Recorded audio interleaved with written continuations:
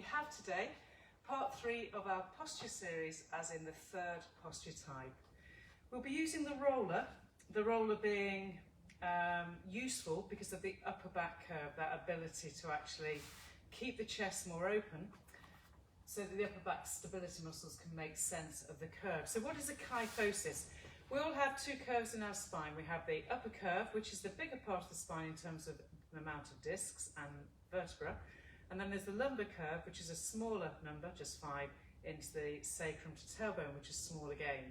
So the biggest part of anyone's posture, if you think from your navel, your belly button, to the base of the skull or under your chin and behind, then that's quite a long part of the spine, isn't it? And some people actually have an extra vertebra there too. Whichever way, we all have an element of forwards flexing. In other words, we sit at our desks all day, rounded, life's very COVID present. That's not necessarily kyphosis, although the treatment of exercises to keep you more open would be the same. These exercises are for the person that was genetically born with a fixed kyphosis, and when we come to lying on the roller, it'll be clear whether or not that you have that as part of your posture type. So, you're using a roller because it's going to help you do what you need to do in terms of your upper back stability. I'm going to take it from there, although I've suddenly realised I'm going to need a head cushion, so I'm going to grab that now. If you haven't got a head cushion for this video, then find one, because if you truly have kyphosis, you can't lie on your back without a cushion under the skull. So I'm just going to take one now. Give me a moment. We now have said head cushion. Starting standing as usual, the reasoning being very sound, which is the spine has no natural blood flow of its own. So if we start like this, you know the parallel foot position. Your roller, let me show you the grey end there. The roller is going to go across the back of the pelvis. Your hands are at either side of the roller, and there's no gripping, there's just this lovely open chest position. You can start with feet slightly wider than normal if you want. Whichever way, start your breathing. Your shoulders should already be away from your neck. We understand the squat. With the roller, you're pushing your sit bones against it. It's helping you find your perfect alignment. Now, obviously, if you're doing this first thing in the morning, we know you're stiff. We know that the spine has actually been rehydrated, so therefore it makes you feel stiffer. It's actually a healthy thing. But it's no use to you having a lovely lengthened spine again with the discs all plumped up through hydration if that spine doesn't feel it can move, and it'll only get warm properly through blood flow.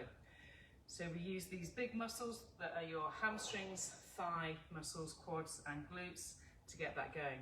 Remember, without breathing, then you may as well not really do this for the sake of the spine.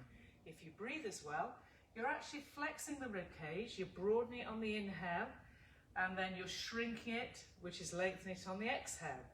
So more than ever, if you've got increased kyphosis, I would say that the biggest influence to change that part of your spine is through the breathing. A kyphotic posture, genetically kyphotic, increased curve and stiff and awkward almost, needs to breathe deeper and deeper into that area. The exercises on this video, as we do this, will actually focus on quite a bit of breathing lying on the roller. As we go still into these squats, remember you're pulling your thigh bones wide open, you're loading your heels, and you're breathing deeply in and deeply out. I'm going to change my position to keep so you can keep seeing. The shoulder blades, therefore, are drawing towards each other. If you have a tight upper body, so kyphosis causes you to have tightness through the front of the shoulder and weakness across the upper back. The roller behind you is assisting you in feeling for the mid-rhomboid, mid-traps working. They need to get stronger to bully out the tightness going on in the front of the chest. If you have kyphosis, you tend to also have a pokey chin, so you'll be wanting to squat like this, poking the chin forwards. All I can cue you to do is pull your chin towards your throat, and if you're not looking towards the end of your mat in the downwards phase and just straight heading the upwards phase, then you're inappropriately letting your neck escape realignment to the spine. Stay down this next time then, and go to breathing deeply in and out. With each breath out, As you feel the abdominal shrink, pull your shoulder blades towards each other, and then inhale, slight release. Exhale, shoulder blades, inhale, slight release. Do this several times. Now we know your hamstrings, glutes, trunk stabilizer are all working at the same time, but your focus is on that small movement of the scapula, just drawing towards each other without your shoulders shrugging, reminding them that they have a role to play in keeping your spine healthy. Remember people, without breath through the rib cage to place it, you're not really going to shift much of a kyphosis or stop it increasing as life goes on. The next time you feel your shoulder blades squeeze together, have a breath in, keep the drawing of the shoulder blades together, and then pelvic tilt, letting the lower back flex and mobilize, and you come all the way up to stand. I'm going to leave that there. You could easily do another set of those, but it matters that I give you the next exercises. So your roller's going to go to the floor. You want it relatively lined up with the mat. And the best way to get onto your roller, she says, is to stop it rolling. The straighter the line up you get with your feet at the end of the mat, with your tailbone right at this end of the roller. I'm sat on a roller that has a grey side. This is softened. A lot of people at the studio, you have that, so that's grand. If you want to put the head cushion between your thighs as you lie down, that will help you lay the spine along the mat. Now here's the first test of someone with a real structural increased curve. The kyphotic person with an increased curve, if you lie down, everyone can do this test without a head cushion, you'll find you've got a gaping hollow here and you're looking backwards behind you because your neck wants to be here. Now, if someone's a lazy posture thinking they're kyphotic, they can easily go, oh, I can soon sort that out. But someone who's structurally kyphotic can't do that. Now everyone, no matter what you're doing, we're in a kyphotic structural posture video, so we're going to put that head cushion under the skull.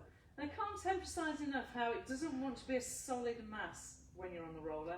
The cushions for the heads, which are about, I don't know, 2 or 3 inches, maybe even 4 in fact in depth, they allow a compression or the head skull weight to just sit nicely into it rather than on a solid flat surface.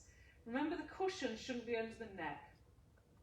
The first exercise lying on your roller for the person with increased kyphosis is simply breathing. Put your hands one on top of the other mid-sternum. That's telling you behind there are your shoulder blades and what you're lying on.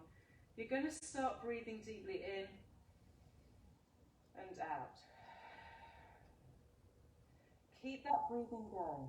Don't rush on. Of someone with this type of posture, the breathing of the ribcage expansion and contraction is the reorganising and almost the WD-40 moment that is, if anything's going to increase and improve that upper curve into a slightly less than, it's the breathing muscles.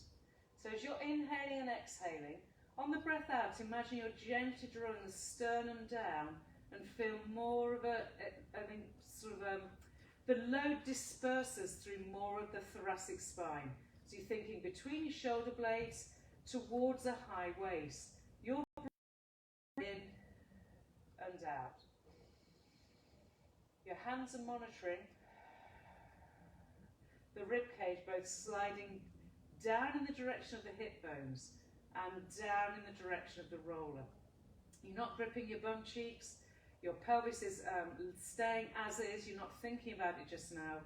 So when you've done about 10 of these extended breaths, with the shoulders relaxing, keep the gentle weight of your hands on your rib cage as you're breathing. You'll feel a change in the length of the upper curve. It's just reduced somewhat. The head's heavy. You're not forcing anything. We're allowing the upper body to let gravity open it. Let gravity work with your breathing to lengthen the thoracic. From there then, take the hands towards the ceiling. This is where you tune into the scapular area. You're still breathing in and out, and every breath out is to feel the rib cage draw down to get the obliques and abdominals working. Inhaling, slide your shoulder blades against that roller, almost pinching it. Breathe out, and as your ribs come down, slide them sideways around the ribs and your fingers go to the ceiling. Inhaling, pull the shoulder blades back. So the thoracic spine, the upper back, goes nowhere, and the rib cage is finding its placement. The rib cage has what's known as a neutral alignment. Now, the ability to be in neutral ribs is your challenge, Mrs. and Mr. Kyphotic. So you're exhaling, notice the slide, inhaling, the reverse. Exhaling, ribs, pelvic floor, navel, spine, slide those shoulders, inhaling, the reverse. Leave your head heavy on the phone. The next time you find yourself with your shoulder blades neither pulled away from the roller nor pinching it, stay. Place your hands by the sides and go back to breathing in and out. So you're stabilising. We're now going to go to the pelvic floor end using pelvic tilt as the action. You breathe in as you prep. Breathing out, keeping the collarbones wide. Do a pelvic tilt. That'll kiss your lumbar and lower thoracic area to the roller. Breathe in and stay in that shape to create length and space. And then breathing out, back you go to neutral. Breathing in. Exhale, armpits, rib cage, melt them down. And roll through pelvic floor, tilting these hip bones in the direction of under your waist and into the roller behind you. Breathe in to hold that moment. And exhale, back through to neutral. Do a couple more, inhaling. And now as you're doing this, you do several more. I'm going to cue you with what's going on. By keeping your arms by your sides, kind of lined up with the side thigh, you're actually allowing gravity to open the clavicle collarbone area. So kyphosis always has a rounded shoulder. This position here for a kyphotic is really intense. And in fact, all of us in terms of everyday life, this is a great experience of allowing the thoracic to upper spine to open out, and therefore the front of the chest, those muscles lose their tension, and you find yourself a whole lot freer afterwards. So make that your last pelvic tilt. We're going to go back to the arms to allow more of this to deactivate, because as long as this is tight, it doesn't allow you to use your upper back muscles. Palms are going facing each other like you could clap, and we're back to using our arms now. So on the inhale, you'll float your arms down to where they've just been. Exhale the ribcage down, and as the ribs come down, keeping your back completely, float them back again. Inhaling, pull them down. Exhale. It matters that you feel your oblique and rib cage connect to the kind of hip bone areas for your pelvic abdominal work. Moving your arms, it will be of some benefit, but really it's all of the trunk stabilizers that help rehab the alignment of the spine. So inhaling again, think of the middle finger reaching to the ceiling. Exhaling, compression of the abdominal area, fingers lower down. Now we're changing the exercise the next time you're up here. Don't ever go at this level past where your chest breast area is. Now inhaling, you start to open your arms away from each other as though they're holding weights in the palms of the hands. Find that T-shaped place, and it can't be down to the ground. That's no use to you. Your humeral head will pop up. That's the bone in the upper arm. Exhaling as the ribs compress down, connecting through the belly button to the hip bones, and inhaling. And exhale the ribs. Look for an equal and opposite action. As your breath out happens and you're wanting to let your arms lift, register the rib cage placement. The shoulder can't round to bring your arms up. Your shoulder wants to stay aligned with the collarbones wide open. Exhaling and inhaling and exhaling and inhaling. Last time, and stay here. Okay, next breath out, turn the palms to come to the sides of your thighs. Place your hands down, and this is the final exercise in this video series. You breathe in. As you breathe out, pelvic tilt, and then bring one leg up into tabletop. You're now in imprint. Yes, use your hands. Try not to round your shoulders. If you can, you could put your elbows down, but that might be too intense. But we're now bringing both legs up in the air. You're not going to go far improving kyphosis with weak abdominals. So now into the lower abdominal area, but you have to keep your rib cage drawn down. That's your job. Exhale then and slowly keeping one leg bent. Lower it towards the floor. Inhale, breathe out and pull it back. You've got to allow the leg change sides to lower down against pelvic connection, rib cage, belly button, spine. You feel your abdominals. Full breath pattern, breathe in, breathe out. Tilt the pelvis continuously, lower that leg down. Breathe in, breathe out and pull it back up again. Breathe in, exhaling, lowering down, breathe in, exhaling and return back up. So you're feeling your core get stronger, and it can only strengthen with the correct alignment of the lower back and certainly the middle back towards the middle of the rib cage. If as a kyphosis you're not giving into your upper curve right now, you're strengthening the obliques, which will be part of your journey to stabilizing the kyphosis and not letting it win the day. Let's do one more each side. Your arms are definitely working, but your shoulders aren't rounded. Your arms are just contributing to help the ribcage placement stay, so that the weight of the leg doesn't drag you and pop your back away from the spine against away from the roller. Okay, you're then going to place both feet down, maybe one then the other, and hold that there. Because you've been using your upper body now, the next thing to do is just allow your arms to open against gravity and reach them. So keeping those arms open, you're allowing the upper thoracic area straight across the sternum, through all the pec muscles, some of the rotator cuffs, and you're holding out against gravity, reaching. You will get a fuzzy type of feeling going through some of the forearm muscles and maybe into your wrists, because you're stretching not just muscle fibres, but nerve fibres. Do that for several more moments. If it's too intense, then let the crook of the elbow bend and hold it here. What you're not letting disappear is your shoulders drawing down the back, your spine between the shoulder blades to the high waist, feeling the roller, and your breathing is consistent, deep, and you can feel the effects of it in the ribcage placement. Okay, and then to finish off, just pop your hands across your chest. What you've done in having your arms wide is quite an intense stretch for someone with increase of kyphosis, because it involves the front upper body area along with the upper back.